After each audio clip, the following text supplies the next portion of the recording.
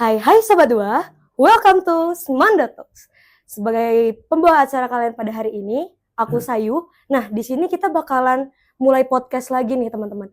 Namun untuk podcast kali ini, kita itu kedatangan tamu yang spesial. Itu ada sangkut pautnya dengan Dinas Pendidikan gitu. Nah, langsung kita sambut aja dari Dinas Pendidikannya langsung. Yuk Pak, silakan masuk Bapak. Bapak. Terima kasih Bapak. Selamat Silakan. siang. Ya. Bapak sebelumnya perkenalkan, nama saya Gusti Ayu Putukusuma Dewi sebagai host Bapak pada hari ini. Nah, untuk kelanjutannya Bapak boleh perkenalan dulu sama Sobat Dua di luar sana Bapak. Terima kasih pemirsa podcast hari ini, Iya, SMA Negeri 2 Metro yang bagus ya, Iya yang Pak, keren. tentunya. Saya Kepala Dinas Pendidikan dan Kebudayaan Provinsi Lampung, Thomas Ameriko, hadir di sini Iya, Pak, untuk melihat langsung ya. Iya. Sekolahnya keren dan bagus. Mantap sekali, Dan Pak. terima kasih juga udah diberikan kesempatan untuk podcast bersama gini ya, bersama Pak. dengan anak-anak yang hebat ini. Iya, Pak. Nah, kan di sini kita acaranya podcast nih ya, Pak. Pasti untuk di acara podcast ini kita bakalan sharing-sharing bareng nih, Pak. Nah, ini dari saya sendiri itu punya beberapa pertanyaan untuk Bapak Thomas. Nah, itu tuh terkait tentang pendidikan nih, Pak. Nah, langsung ke pertanyaan pertama ya, Pak. Untuk pertanyaan pertama ini, bagaimana sih Pak pandangan Bapak tentang kondisi pendidikan di daerah kita saat ini, Pak? Kalau menurut saya sih sudah cukup baik ya. Tetapi memang ada beberapa yang harus kita perbaiki supaya selaras dengan kebutuhan pasar dan kompetensi siswanya. Jadi ada beberapa program dalam rangka kita meningkatkan kompetensi siswa. Kemudian juga mendesain pembelajaran yang adaptif dan juga kita coba mendorong supaya para guru untuk meningkatkan kompetensinya supaya mereka bisa memberikan pembelajaran yang efektif bagi anak didiknya kan gitu. Karena harapan kita adalah pendidikan yang holistik. Pendidikan holistik itu apa?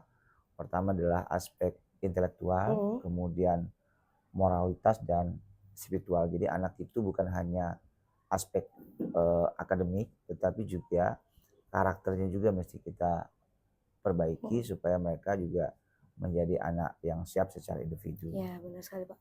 Nah, tadi kan Bapak bilang itu ada soal aspek intelektual dan aspek spiritual itu tadi. Nah, kan ini di SMA Negeri 2 Metro ini sudah sudah memiliki visi, yaitu cerdas spiritual, intelektual, dan emosional. Itu bagaimana sih Pak tanggapan Bapak soal visi yang ada di SMA Negeri 2 Metro? Jadi attitude itu menjadi penting ya, selain intelektual. Jadi kurikulum sopan santun itu menjadi penting. Kemudian bagaimana kita punya budaya toleransi yang tinggi. Kemudian peka terhadap situasi. Kemudian bisa menganalisis informasi supaya objektif ya kan, mengambil sebuah keputusan. Karena pada intinya adalah anak-anak kita nih ke depan berharap CV-nya, capaian pembelajaran itu cerdas secara kognitif, artinya memahami konteks, kemudian punya nalar yang kritis, kemudian mampu mencerna informasi supaya pada saat pengambilan keputusan bisa objektif gitu ya, bisa baik. Intinya itu sih sebenarnya. Intinya adalah saya berharap proses pengembangan karakter juga kita maksimalkan. Kemudian treatment untuk bagaimana grafik peningkatan kompetensi siswa secara periodik bisa terreport baik itu ke siswa maupun ke guru maupun ke orang tua. Jadi progresnya itu bisa terlihat. Nah, itu kan tadi soal respon Bapak terhadap visi yang ada di SMA Negeri 2 Metro. Nah, pertanyaan terakhir nih Pak. Bagaimana sih menurut Bapak itu tentang tantangan terbesar di dunia perpendidikan ini? Itu gimana sih Pak cara mengatasi tantangan itu seperti apa Pak? Jadi gini, pertarungan itu kan bukan hanya dengan teman sekelas. Iya Pak. Bertarung itu kan bukan hanya dengan teman sekolah. Iya benar sekali. Bertarung itu kan bukan hanya dengan kota metro saja, dengan provinsi Lampung saja, tapi dengan keseluruhan. Banyak orang lulusan-lulusan terbaik kelas 12 atau lulusan terbaik sekolah yang nanti memperebutkan kursi-kursi terbaik di benar sekali, Pak. universitas lokal maupun nasional sehingga kita harus siap secara SDM. Jadi kita harus mampu meningkatkan kompetensi kita supaya kita bisa memenangkan pertarungan gitu loh. Pak, benar sekali. Kalau kita nggak siap, maka nggak mungkin kita akan menang. Iya sih Pak. Benar. Jadi kita harus punya SDM yang unggul, punya kemampuan yang oke, kemudian punya integritas yang juga oke gitu loh.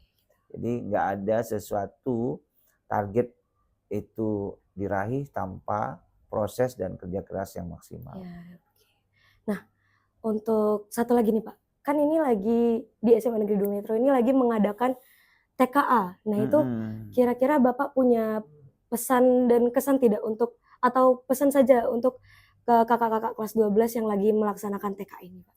TKA itu kan untuk lebih awal, ya kan, untuk kita bisa memahami, kemudian mengetahui bahwa metode-metode soal yang akan kita hadapi nanti pada saat ujian itu nanti akan mirip seperti itu. Oke, iya Pak.